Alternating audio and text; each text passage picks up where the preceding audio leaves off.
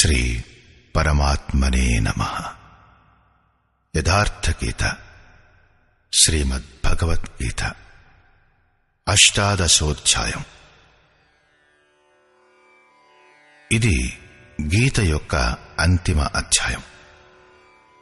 దీని పూర్వార్థంలో యోగేశ్వరుడైన శ్రీకృష్ణుడు అనేక ప్రశ్నలకు చెప్పిన సమాధానాలున్నాయి. మరియు ఉత్తరార్థంలో గీత యొక్క ఉపసంహారం, గీత వలన లాభం ఏమిటి అన్న విషయాలు ఉన్నాయి. 17వ అధ్యాయంలో ఆహారం, తపస్సు, యజ్ఞం, దానం మరియు శ్రద్ధల యొక్క స్వరూపం విభాగ సహితంగా చెప్పబడింది. అదే సందర్భంలో త్యాగం యొక్క రకాలు మిగిలిపోయాయి. మనుష్యుడు ఏవైనా చేస్తే వాటికి కారణం ఏమిటి? ఎవరు చేయిస్తారు? భగవంతుడు చేయిస్తాడా లేక ప్రకృత?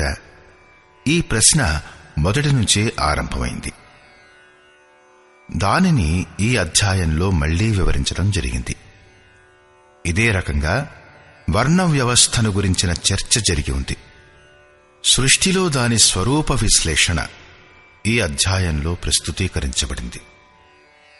చివరిలో గీత వలన దొరికే విభూతుల గురించి వివరించబడింది. గత అధ్యాయంలో అనేక విషయాల విభజనను గురించి విని అర్జునుడు స్వయంగా ఒక ప్రశ్న వేశాడు. త్యాగం మరియు సన్యాసాలను గురించి కూడా విభాగ సహితంగా చెప్పండి అని. అర్జున ఉవాచ.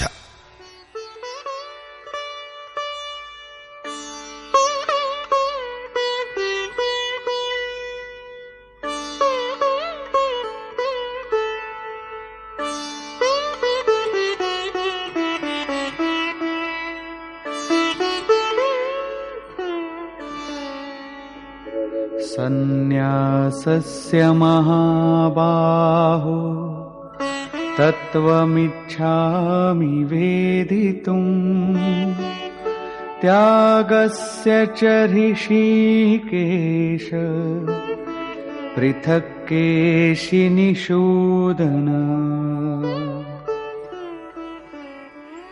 అర్జునుడన్నాడు, హే మహాబాహు, హృదయం యొక్క సర్వస్వమైనవాడా, హే కేశినీశూదన, సన్యాసం మరియు త్యాగం యొక్క యథార్థము స్వరూపము గురించి వేరువేరుగా తెలుసుకోవాలనుకుంటున్నాను. పూర్ణ త్యాగమే సన్యాసం. అందులో సంకల్పాలు మరియు సంస్కారాలు కూడా సమాప్తమైపోతాయి. దీనికంటే ముందు సాధన పూర్తయ్యే కాలంలో ఉత్తరోత్తరంగా ఆసక్తిని త్యాగం చెయ్యడమే నిజమైన త్యాగం. ఇక్కడ 2 ప్రశ్నలున్నాయి. సన్యాసం యొక్క తత్వాన్ని తెలుసుకోవాలనుకుంటున్నాను మరియు రెండవది త్యాగం యొక్క తత్వాన్ని తెలుసుకోవాలనుకుంటున్నాను. అప్పుడు యోగేశ్వరుడైన శ్రీకృష్ణుడన్నాడు, శ్రీ భగవానువాచ.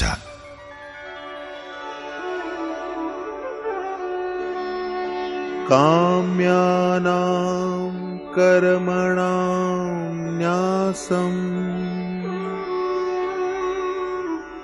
సన్యాసం కవయో విదుః సర్వకర్మఫలత్యాగం